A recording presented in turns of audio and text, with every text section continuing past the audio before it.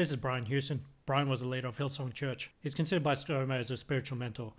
Growing up in a Christian home, I made a commitment to my faith at an early age and have been greatly assisted by the pastoral work of many dedicated church leaders, in particular the Reverend Ray Green and pastors Brian Houston and Lee Coleman.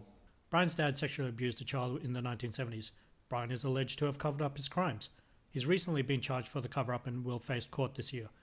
ScoMo considers Brian so highly that he tried to get him a dinner meeting with the President of America in 2019, even though at this point it was already known that Brian was being investigated by police.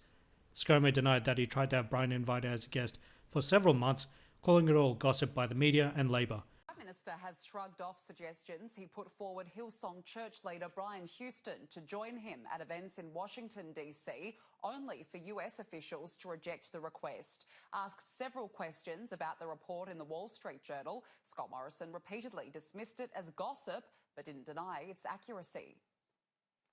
I don't comment on gossip, honestly. That's not true. It's all gossip. Yeah. Did you actually put a request in for him I to don't come? comment on gossip of stories about other stories. Does that mean it's not true, though? It means it's gossip. But not true?